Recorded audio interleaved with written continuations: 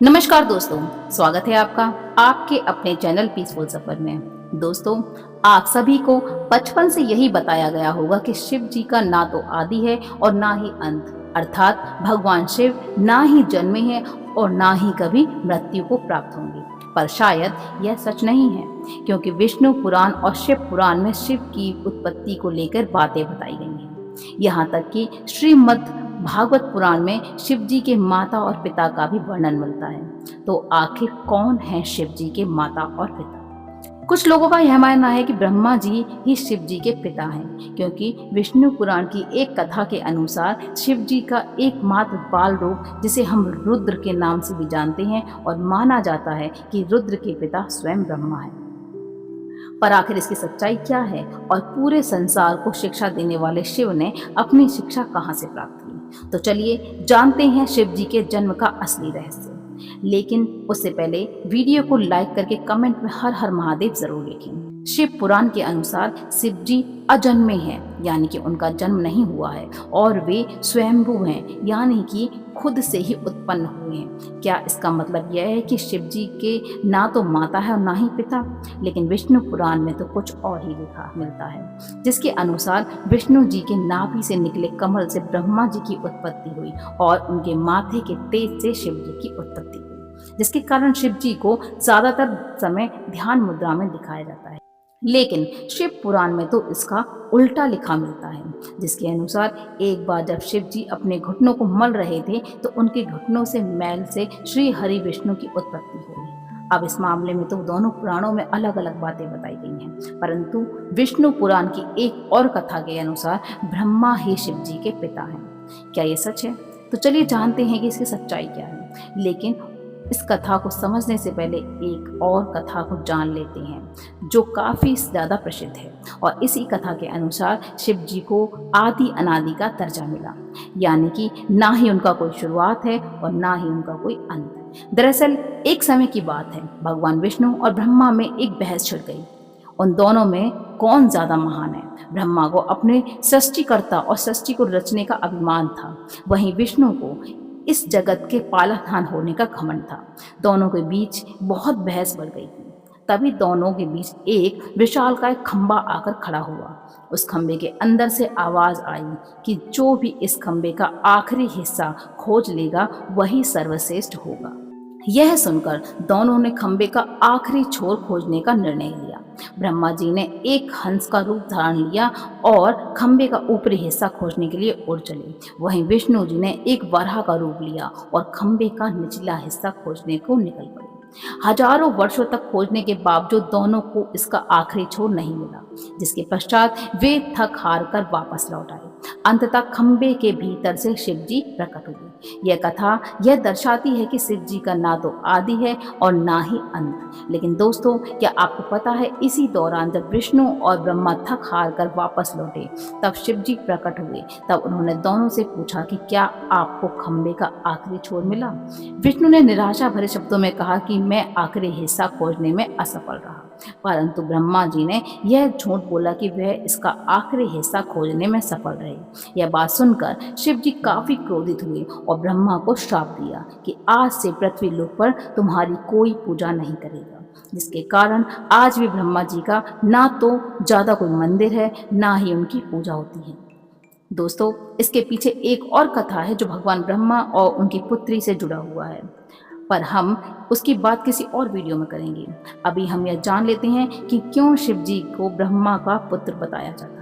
आखिर इसके पीछे क्या सच्चाई है? तो चलिए अब इस कथा को भी जानते हैं। विष्णु पुराण के अनुसार सृष्टि के प्रारंभिक काल में जब सब कुछ, यानी कि पूरा ब्रह्मांड जलमग्न था, ना कोई देवता, ना कोई दानव और ना ही कोई जीव जंतु, तब केवल श्री हरि विष्णु ही सागर पर शेषनाग पर विश्राम कर रहे थे और उनकी नाभि से निकले कमल से ब्रह्मा जी की उत्पत्ति हुई। इसके पश्चात ब्रह्मा जी और विष्णु जी इस सृष्टि की उत्पत्ति और रचना को लेकर बातें करने लगे। इसी दौरान शिव जी भी वहां प्रकट हुए। जब शिव जी वहां प्रकट हुए तब ब्रह्मा ने उन्हें पहचानने से इनकार कर दिया। जिससे शिव रूठ गए और वहां से चले गए। तब विष्णु ने ब्रह्मा को दिव्य दृष्टि प्रदान की, जिसके पश्चात ब्रह्मा जी को अपनी गलती का एहसास हुआ। तब ब्रह्मा जी ने शिव जी से माफी मांगी और उनसे यह वरदान मांगा कि वे उनके पुत्र के रूप में जन्म लें। शिव जी ने ब्रह्मा की प्रार्थना स्वीकार कर ली और उन्हें आशीर्वाद दिया कि वे उनके पुत्र के रूप में जन्म लेंगे। हजारों साल बीत जाने के बाद जब ब्रह्मा जी ने इस सृष्टि की रचना शुरू की तो उन्हें एक बच्चे की जरूरत पड़ी और तब उन्हें शिव जी का आशीर्वाद याद आया, जिसके बाद ब्रह्मा जी ने कठोर तपस्या की और उनकी तपस्या से प्रसन्न होकर भगवान शिव एक बालक रूप में उनकी गोद में प्रकट हुए। आपको जानकारी के लिए बता दें कि यह भगवान शिव का एकमात्र बाल रूप है। दरअसल जब शिव जी बाल रूप में प्रकट हुए तो काफी ज्यादा रोने लगे। तब ब्रह्मा जी ने उनके रोने का कारण पूछा तो उन्होंने बड़ी ही मासूमियत से कहा कि वे इसलिए रो रहे हैं क्योंकि उनका कोई नाम नहीं है। तब ब्रह्मा जी ने उन्हें रुद्र नाम दिया, जिसका अर्थ होता है रोने वाला।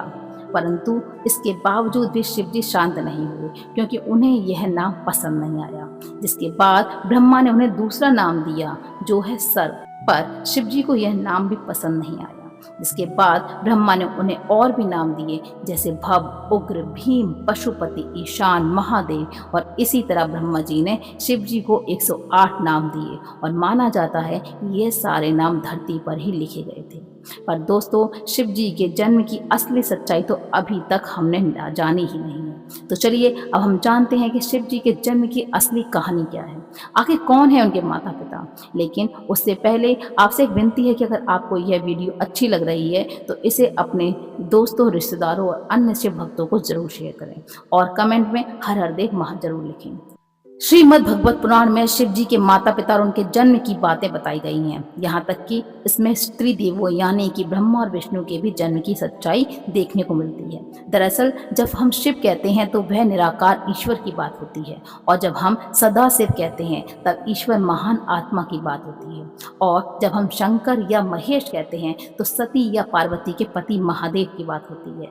बस बहुत से भक्त यह भेद नहीं कर पाते और सभी को समान मानते हैं। अब श्रीमद् महापुराण के अनुसार देखा जाए तो एक बार की बात है, नारद जी ने अपने पिता ब्रह्मा से पूछा कि इस सृष्टि की शुरुआत किसने की, और साथ ही भगवान शिव, विष्णु और उनके पिता कौन हैं। तब ब्रह्मा ने उत्तर देते हुए कहा कि प्रकृति रूपी माँ दुर्गा और काल सदाशिव भी उनके माता पिता हैं, और उन्होंने ही त्रिदेवों यानी कि ब्रह्मा, विष्णु और शिव की रचना की।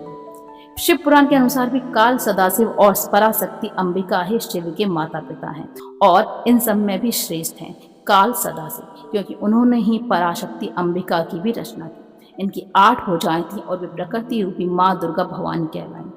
बहुत प्राचीन समय की बात है, जब कुछ भी नहीं था, न आकाश, न धरती, न जीवन। उस समय केवल एक ही शक्ति थी, काल स्वरूप सदाशिव। वही आदि परमेश्वर है जिनसे सब कुछ उत्पन्न हुआ। सदाशिव के भीतर ही शक्ति रूप में दुर्गा भी विद्यमान थी।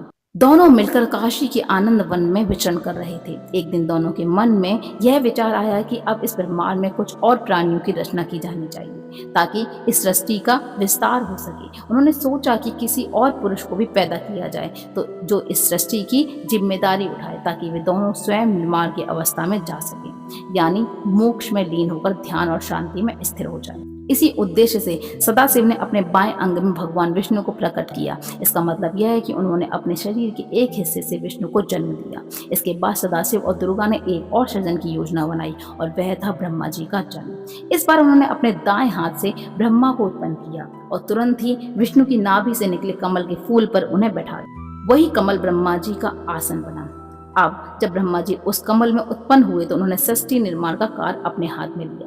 लेकिन एक समय ऐसा आया जब ब्रह्मा और विष्णु के बीच यह विवाद हो गया कि इन दोनों में कौन श्रेष्ठ है, कौन सर्वोच्च है। दोनों की लड़ाई बढ़ने लगी। तभी अचानक एक बहुत बड़ा प्रकाश स्तंभ उनके बीच प्रकट हो गया। इसकी कथा हम पहले जान चुके हैं। दरअसल इस प्रकाश स्तंभ में एक दिव्य वाणी आई। वह खुद ज्योतिर्लिंग रूप में काल थी। उन्होंने ब्रह्मा और विष्णु को पुत्रों, तुम दोनों ने बहुत तपस्या की है और इसी कारण तुमने मुझसे 2 विशेष कार्य प्राप्त किए हैं। एक है सृष्टि का कार्य यानी कि जन्म देना जो ब्रह्मा का काम है, और दूसरा है पालन का कार्य यानी कि सृष्टि को चलाना जो विष्णु जी का काम है। इसी प्रकार मेरा एक और रूप है रुद्र, जिसमें मैंने संहार यानी कि विनाश के कार्य के लिए उत्पन्न लिया है। लेकिन काल सदाशिव ने यह भी स्पष्ट किया कि एक कार्य ऐसा है जो कोई नहीं कर सकता, वह है कृपा कार्य। यह केवल सदाशिव ही कर सकते हैं। फिर सदाशिव ने कहा, रुद्र मेरे जैसा है और वह मेरे जैसे वस्त्र पहनता है, मेरे जैसा वाहन पर चलता है और मेरे जैसे अस्त्र शस्त्र रखता है। उसका रूप, वाहन और कार्य सब मेरे ही तरह है। इस प्रकार यह कथा हमें बताती है कि इस संपूर्ण ब्रह्मांड की रचना सदाशिव और शक्ति रूपी दुर्गा से हुई है। ब्रह्मा, विष्णु, रुद्र, महेश ये सभी उनके अंश हैं और उन्होंने अलग अलग कार्यों की जिम्मेदारी ली है ताकि सृष्टि ठीक तरह से चल सके। आपको कैसी लगी ये कथा, यह हमें कमेंट में ज़रूर बताएं और अगर आप हमारे चैनल पर नए हैं तो हमारे चैनल को सब्सक्राइब करना बिल्कुल ना भूलें। हर हर महादेव।